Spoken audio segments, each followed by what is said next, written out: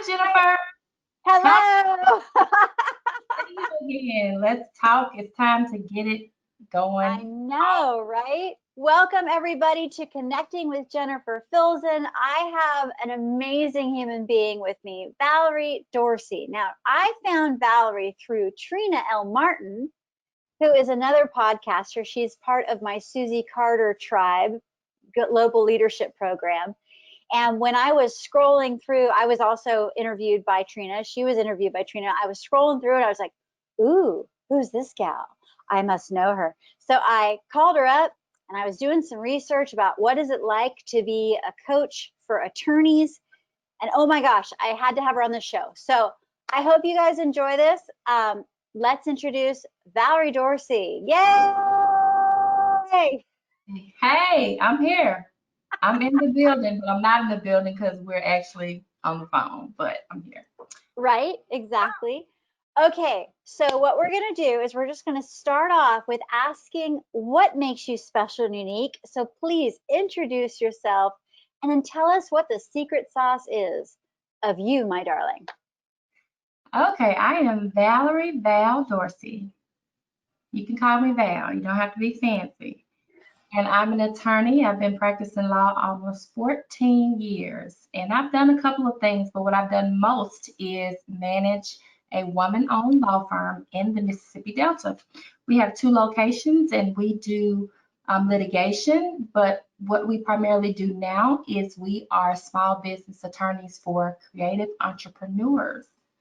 And also, I am an attorney coach. I have a program called Practice Prep, and what I do is help those new lawyers get ready to build profitable and sustainable law firms so that they can make money and so that they can be ready to help you. And so that's my story, and I'm sticking to it. I love it. I love it.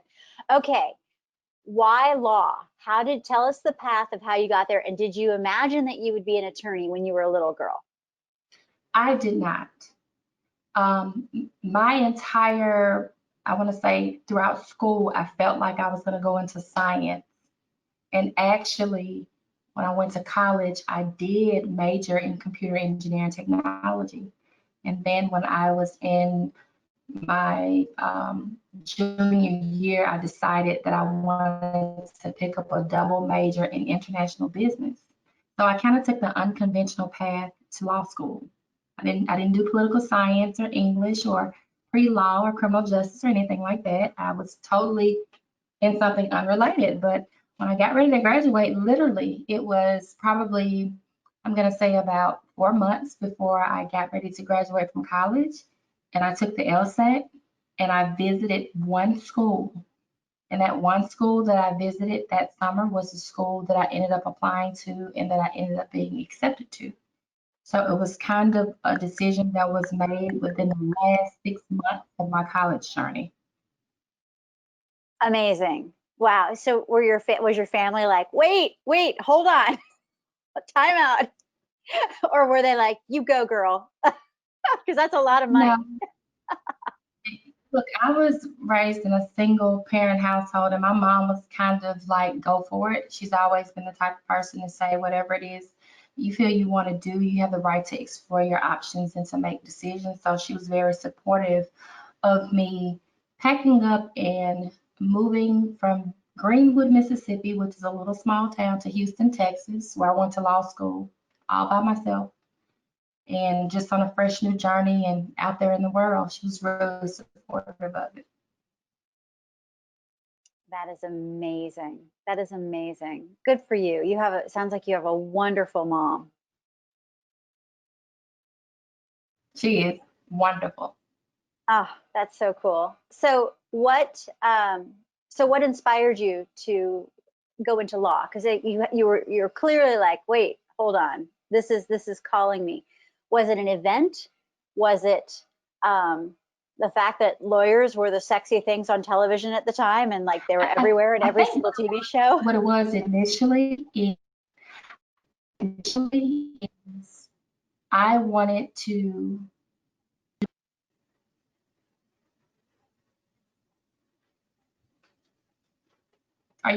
You froze up for a minute, so I just stopped Oh, talking. That's okay. Yep, I got you now. Okay. I know you're gonna edit out, but still. Yeah, it's Um, okay. but what it was is I felt like as I got down to my last couple of months of college, I realized that I wanted to do something more hands-on, up close and personal with people. And I felt like I wanted to serve and solve problems. That's the one thing I've always wanted to do is solve problems. Initially, that started out in the science space. And then I realized that I wanted to be more up close and personal with helping people solve their problems. And so my next option was law school. And the thing about it is, I've always wanted to be in a position of service. And I believe that law was the out to me being able to serve people and to help them with their issues and their problems. And so that's why I went to law school. And throughout my life, it's still been that same thing, but it has evolved, from helping people solve their problems to helping lawyers solve their own problems and helping them be better so that they can help their clients. Exactly, right? Because it wasn't easy for you when you got out, right? They didn't teach you how to be a business person, did they? They did not, and they still don't. I mean, law schools now, you will see some programs with entrepreneurship courses, but unfortunately, I love that. That sounds so good.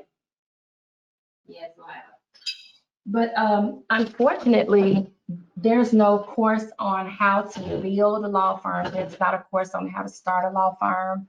Um, there are a, there are lawyer coaches that have come up over the past couple of years in programs geared towards helping people build their practice and actually operate as a business, but it's nothing uniform across the board.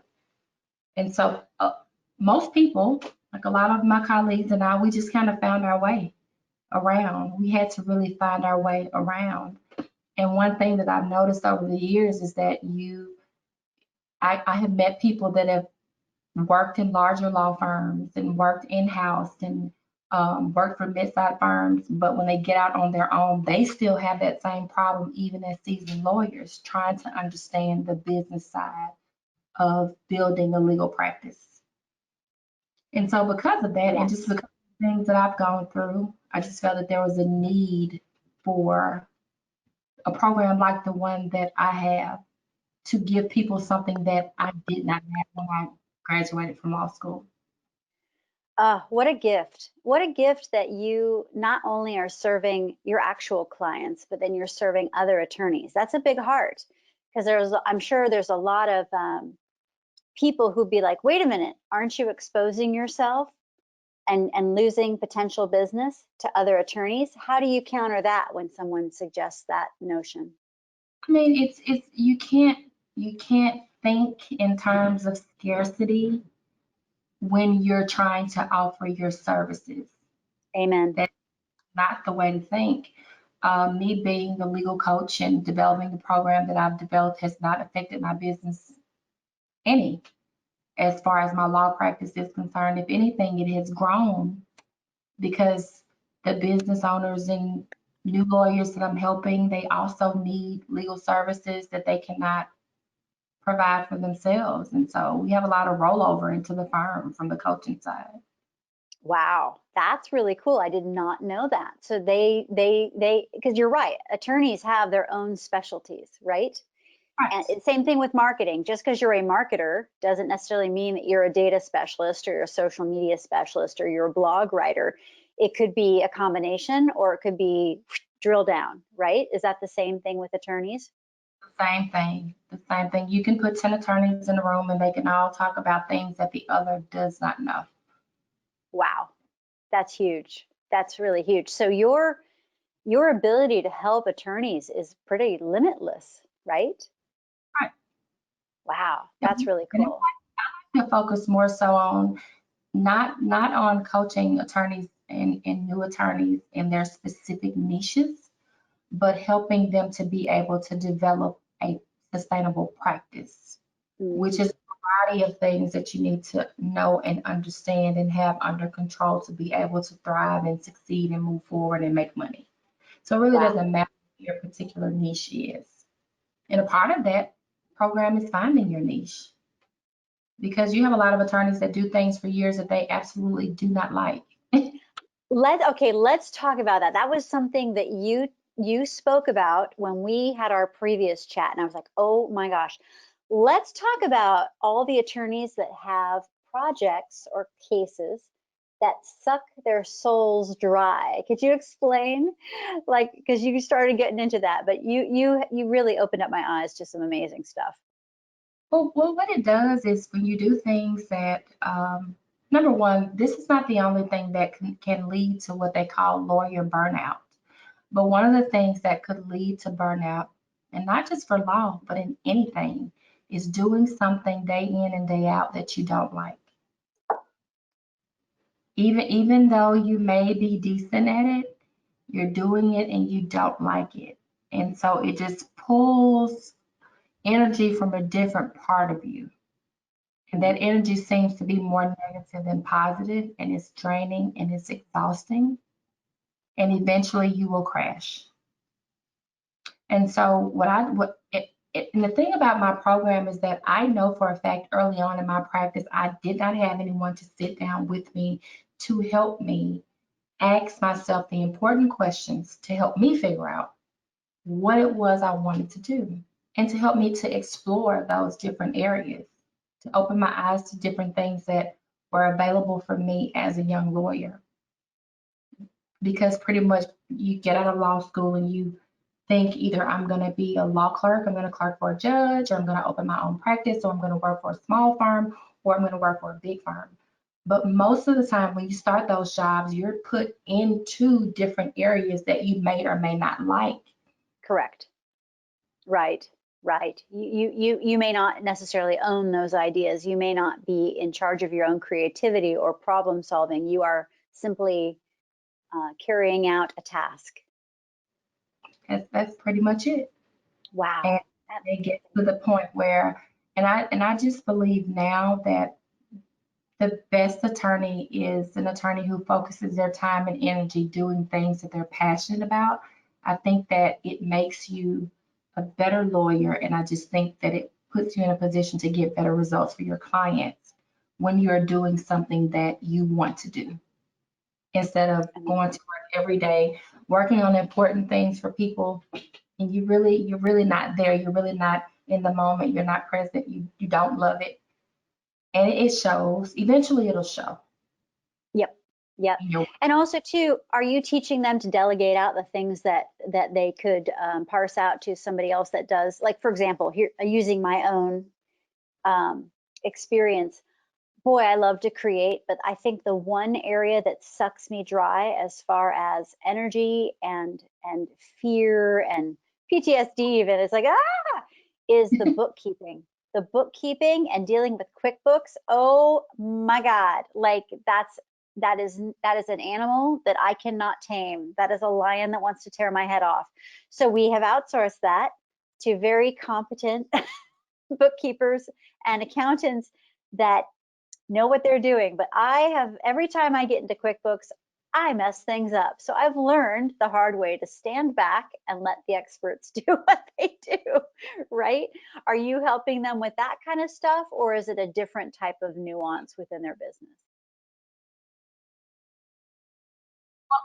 That is a part of the course that I'm teaching, the skills that you need to be able to develop to run a good law practice. And one of those things that you do need to be able to develop is the skill of delegation, knowing what you're good at and what you're not, knowing what your strengths and weaknesses are, doing things when you have to do them, but when you get to the point where you don't have to do them, when you have the money to outsourcing as quick as you can. Because remember, as a lawyer, you're in the business of practicing law. And so you cannot practice law if you're spending 90% of your time on other things. You still have to be effective in the actual practice, whatever that looks like for you. So you do have to delegate. I don't care if you're a solo practitioner, if you're a one-man show, and you may want to be in a small firm for the rest of your career, but you're going to have to eventually hire, and there are going to be some things that you're going to have to outsource so that you are able to serve your client, because you cannot serve your client keeping your book all day, every day. Mm, So, mm. You have to be able to recognize when you need to outsource before you get to the point that you're overwhelmed and you can't perform as a lawyer because you are too overwhelmed with the business side. Wow. And then what else are you teaching? I hope you don't mind that I just really want to dig into what your online course is, because like for example, in an earlier conversation, I was telling you the story of Jessie, who works for me, and she's going to Santa Clara Law School. Great gal. She's turning 27 in a few days. I'm super proud of her. She's just going to knock it out of the park when she graduates. But, you know, there's so much that she doesn't know. She already comes very well equipped, being a marketing person that's worked with me for 8 going on 9 years. But there's so much more that she hasn't yet to experience. So if she or her roommates going to law school with her, or anybody in her class, if they were to sign on with your program, what are they learning? And are you also helping them with mindset? Because that also is something that I've seen universally needed in coaching for business owners. So my program actually starts with the clarity component because I have a module that works with crystal clear clarity, helping you get clear on exactly what it is you want to do. Because I feel like if you start your legal career with a lack of clarity, then what's going to happen is you're not going to be able to flow and move into the other areas. We also teach about finding your niche, finding the right workplace culture, finding the right network, keeping an accountability group, getting basically a strategic roadmap on the tools that you need to be able to succeed as a lawyer. So that when you leave the course, you have a plan, and that when you feel yourself falling short, you're able to go back to that plan and go through those same steps if you get to a point where you're feeling stuck. So that it does not take you 10 years to figure out that you made a wrong decision in either where you wanted to work or where you want to work or what you want to do or what you want to focus on or who you want to work around, or whether you want to sit at your house and practice from home and wear jeans every day, or whether you want to wear a suit every day and you want to have to wear high heel and pantyhose. So, it's just a lot that we're learning so that you're able to create a roadmap for your career, because it doesn't have to be like anyone else's. It can be exactly what you want it to be. And especially if you're a firm owner, you can design your practice the way that you want. Where were you when I was starting out? I know I'm not an attorney, but honey, I could have sure used you when I first started. Because here's the thing, I'm 50. I didn't really know what I wanted to do until 37, 38. I kind of needed to go through I think I want this. And then I found out that no, I don't want that. Oh, I think I want this. No, I don't want that either. Well, how about this? Bright, shiny syndrome. I said it wrong. Bright, shiny object syndrome. Yes, yes. Yes. So, how common is it for a young graduate to truly have a real clear vision? Because sometimes we're late bloomers, myself included. It takes a while to figure it out. I think it's very uncommon for especially a new attorney fresh out of law school to have a clear vision. And that's just because you spend so much time learning the rule of law and you're not actually getting practical information about the practice of law. And sometimes you cannot answer a question that you don't know to ask. If you have not asked yourself the question, how can you form an answer? And Exactly. You don't know what you don't know. so you're operating off of unasked questions for the first half of your career. And it takes a lot of trial and error and sadness and gloom and doom, saying that, hey, maybe I didn't make the right decisions, but maybe I didn't make the right decisions because I didn't know any better. True, true. So if you give them this roadmap, even though they might be too inexperienced to fully appreciate it, at least they'll have something. And And then they they will, can look back on it 10, 20 years later going, dang, she really helped me not break my nose. Like and, she helped me get on the path to success quicker. right, and they will recognize it. You know, when the one thing about it, when someone puts something on your mind, it kind of sticks with you.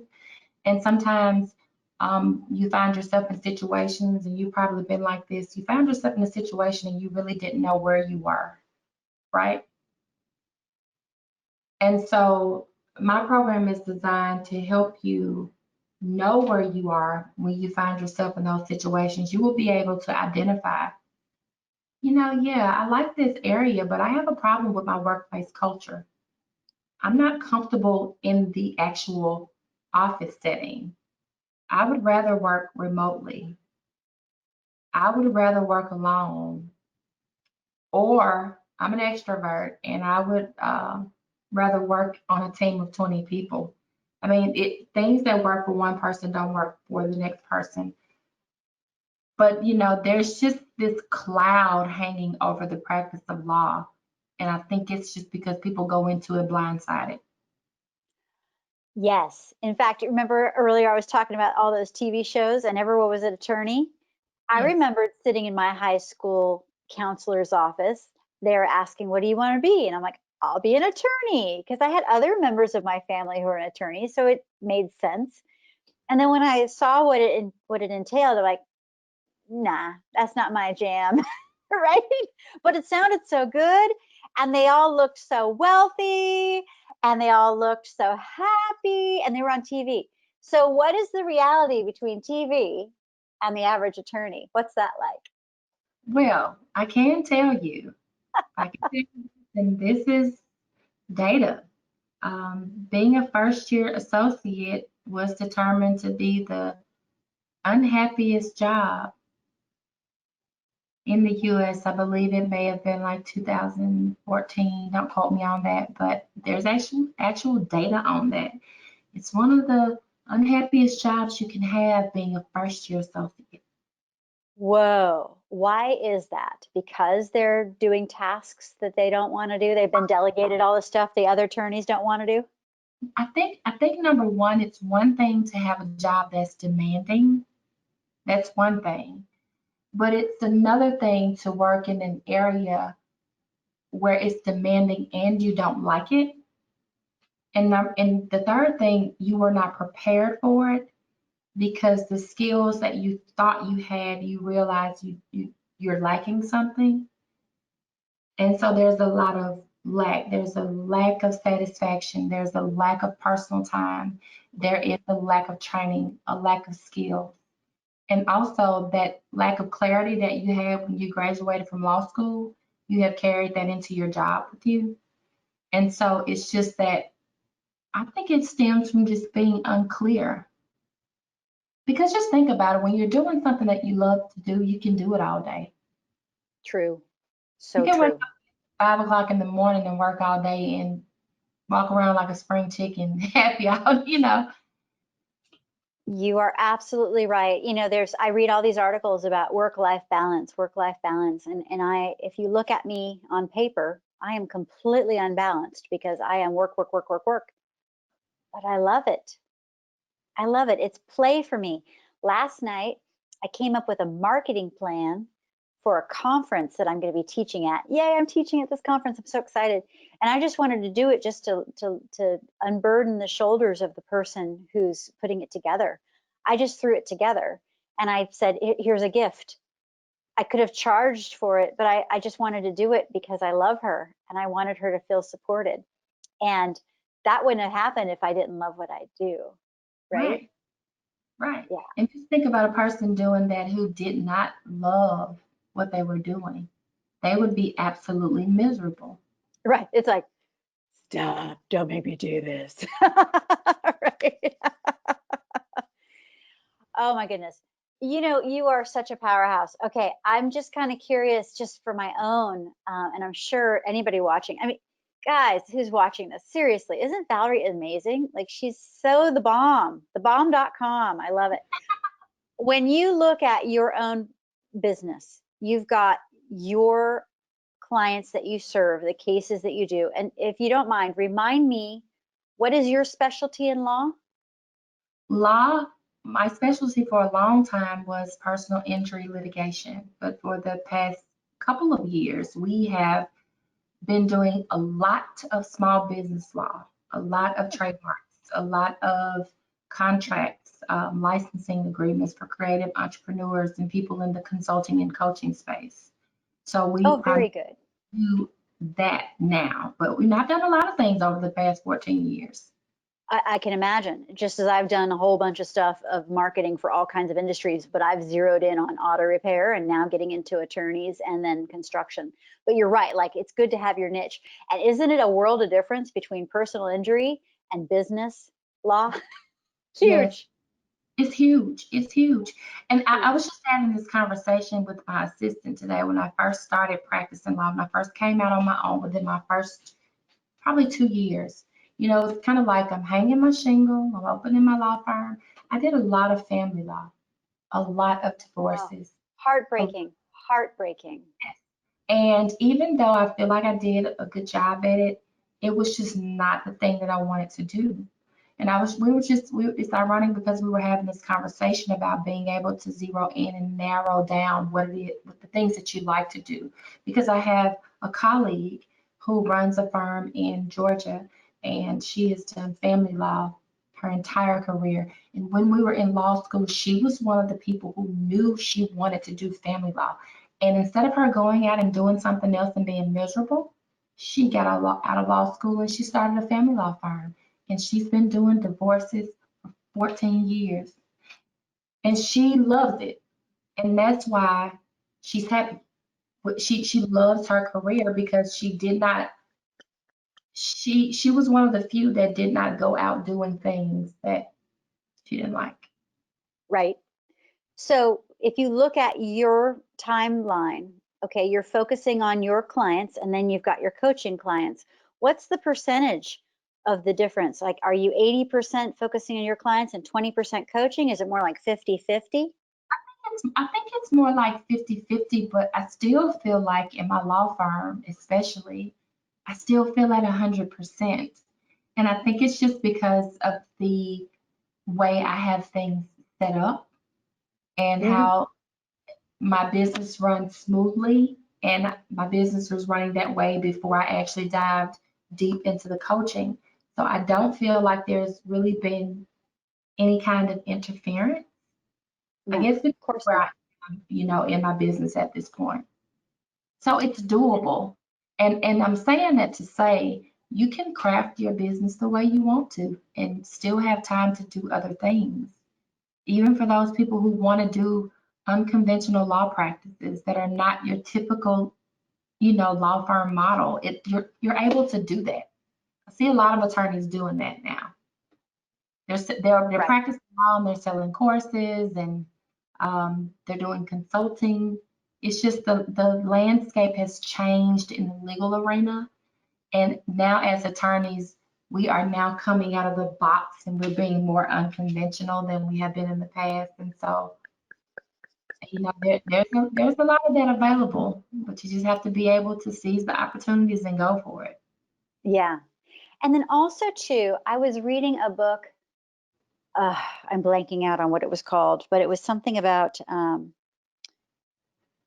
automated intelligence, AI, South Asian countries that can do things, and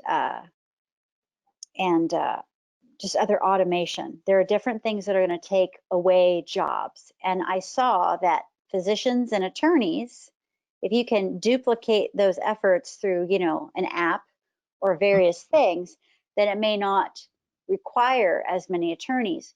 What do you say to that trend in uh, about technology with your industry? I just feel like with attorneys, um, I personally feel that they can come up with all of the artificial intelligence that they want to, that you're going to need that human component. I feel like we are in the position where you are still going to, at some point, need the human component.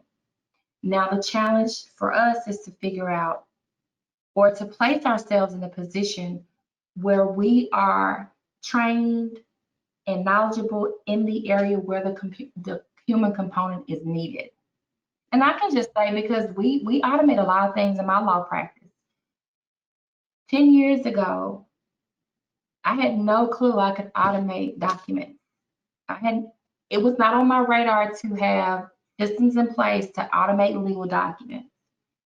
We do that. And the attorneys that I am training, I'm introducing them to actually building systems so that a lot of the work can do itself and they can come in when it's necessary. Ooh, that's good stuff. That is such good stuff. Oh my gosh, you really help people scale. Yeah. Oh, amazing. Okay. So we've been talking a lot about what makes you special and unique. There's so much there. Oh my gosh, we haven't even gotten into your personal stuff. So let's do that a little bit, shall we? Yeah. Right? So okay, so we've been talking a lot about who you serve professionally. I want to know, I want to peel back some of the layers of the onion, the beautiful Val. Who do you serve in your life? What do you do when you're not helping others in your industry? What do you do for fun, and who do you serve in your own world? Well, I have a son, and What a lucky so kid. it's so amazing because this morning he asked me something really important. He's 7 years old, and he asked me at 7 o'clock this morning, he said, "What is your destiny?" He wanted to know what my destiny was at 7 o'clock this morning. At And I 7 years old, that's an important thing. That's amazing, really. Yes, and I said, my destiny is to raise you to be a great man. I said, but on top of that, my destiny is to help people in whatever way I can to achieve greatness in their business and in their life. And so pretty much I'm always a part of me growing and me serving myself is serving other people. It's just always been me. So Do you even when I'm not at work, I'm always doing something that's going to ultimately enhance the lives of someone else. It just never fails. so you're thinking that service actually fills up your cup. It doesn't drain you. I don't think it does, because I think that my service helps me stay full. I think that that adds to my fullness. And I do a lot of things. I read a lot. Um, Part of the reason I'm such an early bird is because I like to get up at 4:30, 5 a.m. and I like to read for like 30 minutes to an hour to start my morning. Meditate, just, I do a lot of those types of things to make sure that I'm keeping myself on track and that I'm not giving too much of myself. Hmm. Hmm.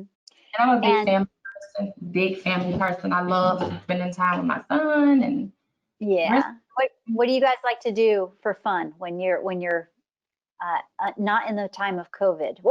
When you're not in pandemic mode, what do y'all like to do for fun? We do it all. We play video games.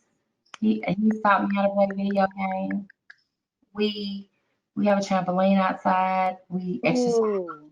trampoline. We go bike riding together. We do a lot. And he loves to vacation. He loves to vacation. So this COVID has kind of gotten in the way of our vacation, but we travel a lot as well too. Where do you guys usually go?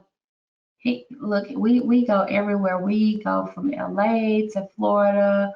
Um, we do international travel. My son particularly likes to know that he's traveling internationally at 7 years old.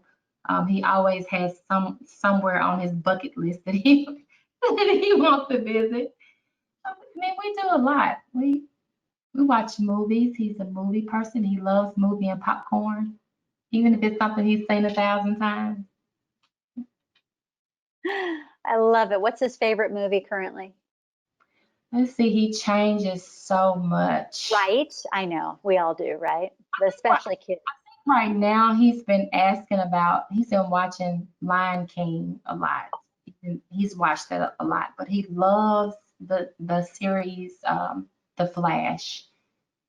I don't know, the superhero Flash. Like we've watched literally every episode of The Flash like 6 or 7 times.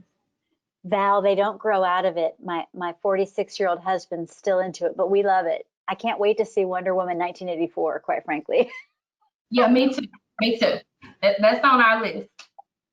That's I on love our. that character. I love and Gal Gadot, man, she's amazing. So like the whole and Patty Jenkins, the director. I mean, it's just I can't wait to see Kristen Wiig in that role of Cheetah. Like it's gonna be good. But yeah, it's like something about comic books. It doesn't matter. I'm 50 years old. I love Avengers. I love Star Wars. I love Yeah, that's one of his favorites too. Avengers. He loves mm, that. So oh yeah. we watched it several times as well. Oh yeah, yeah, right. I mean, so such good characters. Anyway, oh, that's so cool. That is so cool. Well, he's a lucky boy. And you know what? I love it that you are telling him that your destiny is for him to be a great man. You know, I have also been really enjoying Emmanuel Acho, Mhm. Uncomfortable Conversations with a Black Man. Brilliant, brilliant, necessary, loving. Ah, are you exposing him to those kind of conversations, or is that a little too adult for him? Here's how I handle him. He has a lot of questions, and I typically like to answer questions when he is asking them. I like to let him come to me and ask me questions, and anything that he asks me, I will try to explain it to him. Because one of the reasons I tell him my destiny is to raise him to be a great man is because he asked me what makes a man great. So we came up with a list about 6 months ago. Really? Tell me. I gotta hear. Okay, what makes a man great, Val? I told him honesty, integrity, loyalty, hardworking, truthfulness, respect, kindness, and love. Because Agreed. he wanted to know. And so now that he knows, I want him to understand that it's my job to help him get there. So we're on the journey to getting there. Oh, you are amazing. Did your mom do the same for you? Because like you're just you're doing it. You're doing it and you're doing it beautifully. I'm so proud of you. She really, when we were growing up, she really instilled a lot of great values in us as far as how we were to conduct ourselves in lives and just kind of change the way we look at life and our purpose and our abilities and the things that we're able to do. And so I raised my son that same way. There are no limits to what he can do with his life. Oh, that's beautiful. I love it. I absolutely love it. Ah, so let's go into what is your why? I mean, you have so many things that I think I know what your why is, but I want to hear it straight from you. Why do you get out of bed at 4:30 in the morning? Did I hear you say? Woo, girl.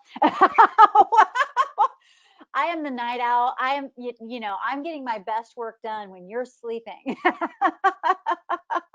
Yes, But I, I'm too I'm, in reading and meditating. I'm just at the opposite end. But anyway, what is your why? Like, cause don't you feel some days where you're just like, I can't do it today. I need a break. I need this, and there are days, especially when you've had a rough, challenging day with a client or there a health issue. There are various reasons that can just stop us in our tracks. But especially when we're business owners, we don't have the luxury of playing hooky, right? Because our businesses are equally our children as the real ones are, right? Because when we take care of our business takes care of us. And so sometimes we have to talk ourselves into getting out of bed. But a lot of it has to do with a greater purpose, a greater why.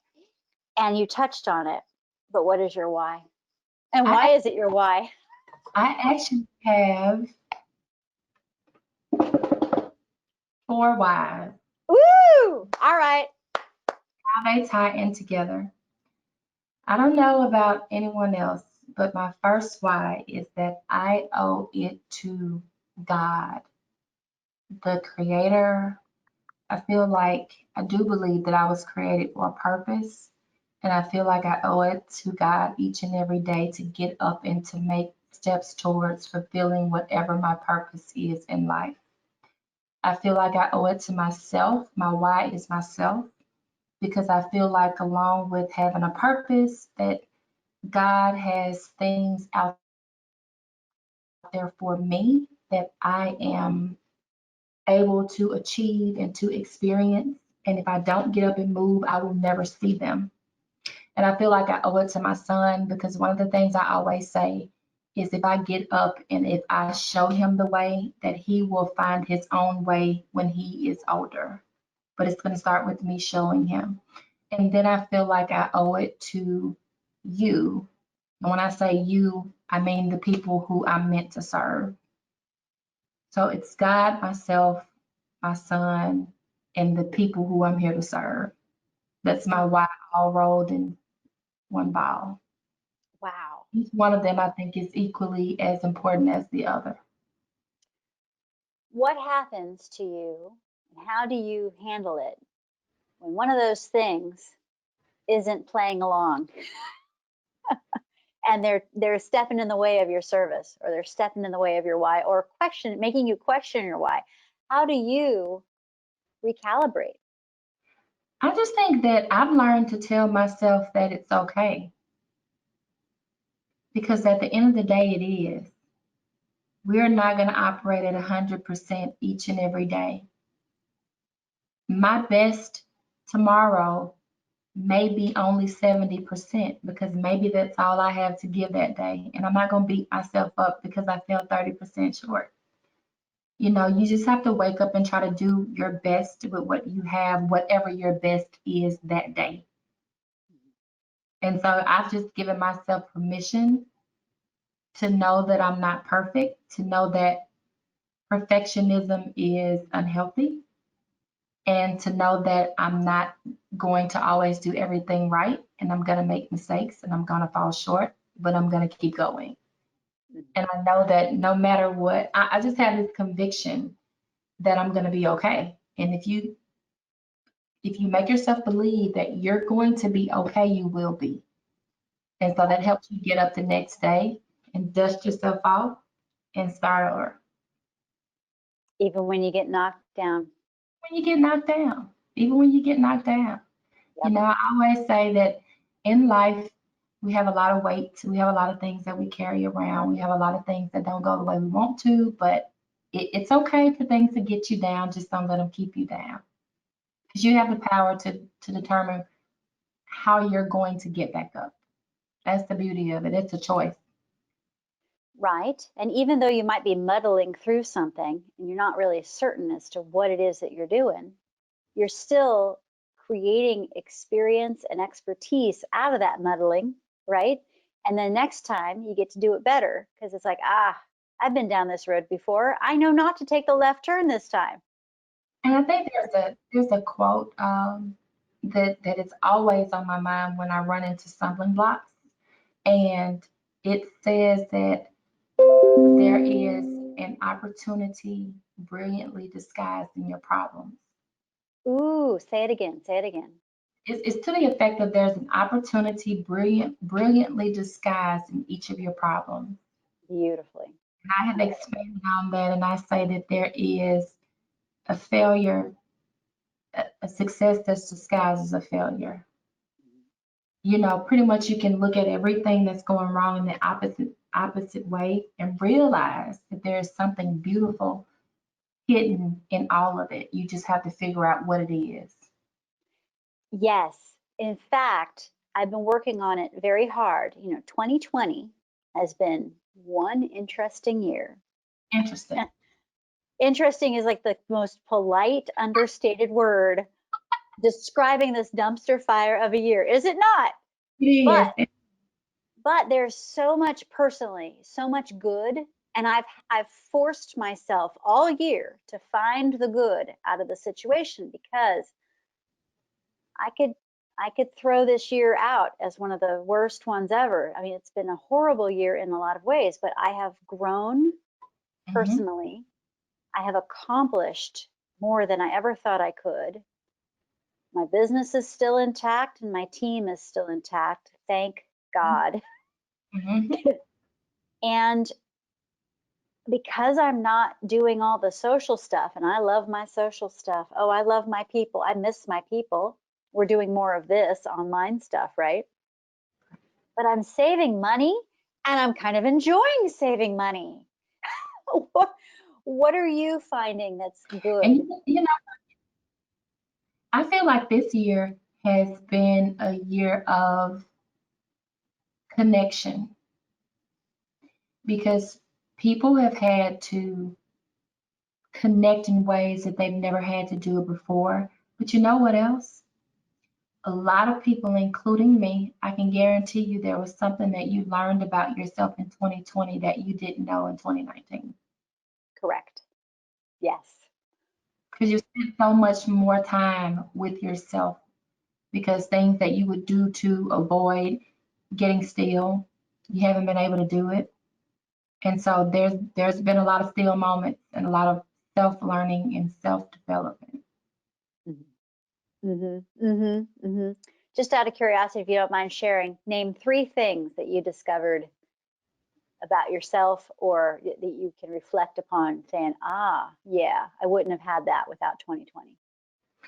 I know 2020 for me was a time for me to just put some things in action that I felt like I didn't have time to do. You know, it was being able to pivot and make the switch. Um, 2020 was definitely a year of okay. 2020 was a year of okay. And when I say okay, there were a lot of things that I felt like that were just not okay that couldn't wait. And this year they were all okay. And I've realized more so than ever that what we are talking about, what I'm doing with this coaching that I've developed over the past couple of years, is something that I am meant to do. I've had more opportunities this year, more connections. I've met so many great people in this space. And I was talking to you're asking me questions, literally conversations that I just had with people. Well, My good. I'm reading your mind. I love it. We were talking this morning, and I was just telling my law partner this morning when we were doing our weekly call that it has been amazing of the amount of space that has opened up for me to do things that I've wanted to do, that otherwise I felt like I didn't have space to do. The space has just been creating itself. And we were talking about that being a sign that we're headed in the right direction. I love it. I love it. Oh, you bring so much to the table. Oh my gosh, we could do this for 2 hours, but we'll just have to do another one because, like, We right? can, Because it's so good. We just, oh my gosh, there's so much to tap into. You're fascinating. So yes, this year we're almost done with this year, and I yeah. But I will say there's some advice that we can all give, right? mhm. What is your advice? Because you've given a lot of golden nuggets here, but let's look at advice for several people. One, advice for law students coming out of law school in 2021. Advice for parents raising beautiful children to be great, and advice for those children. Okay. So the first piece of advice for the law students coming out of law school is you have the right to create your own way. You can chart your own path. You know, you have the right to travel your own road, even if no one else has traveled it. Even if you have to pave it your way, it's your road. Because people tend to follow suit when it comes to crafting their legal career. Your legal career is your career. And now is the time to really just say, hey, it's my career. I can start it the way that I want to. No more fitting into a box And for the parents. when I talk about the parents, someone asked me a question about how do you how do you make a distinction between your priorities and your goals? Ooh, And that always comes up when you are talking about the things that you want to achieve versus your family. And so they weren't even talking about it in the family space, but I related it to my family. When it comes to my son, I make my goals my priorities and my priorities my goal. My goal is to make sure that I have a meaningful relationship with my son. And my goal is also my priority. And so therefore, because my goal of being a good parent is on my priority list, I don't let my priorities get in the way of being a good parent. So I just want people to start looking at and making your family relationships not only a priority, but a goal at the same time so that they don't conflict with each other. nice, nice. And that can be hard to do for some people. Yeah. But when you just have to really wrap your brain around it, that your priority of being a great parent, you should also have a goal and they should kind of be one and the same. And so you shouldn't have, um, that is one thing I feel like shouldn't be different because it is, if it is, something else is going to get in the way of that. You know, you saying that reminds me of two public figures, iconic figures, that when I found out this little tidbit about them, I'm like, really? Steve Jobs of Apple would always take his child's phone call, no matter what time of day. So if that child called daddy, that was the priority. Didn't matter what else was going on. The other thing that I heard was Joe Biden. He talks with his children and grandchildren every single day. I don't call my mother that frequently,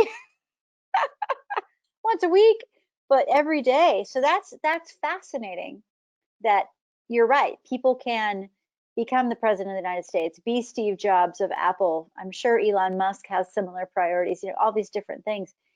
And then, you know, wrap it into one, make it their own. Yeah.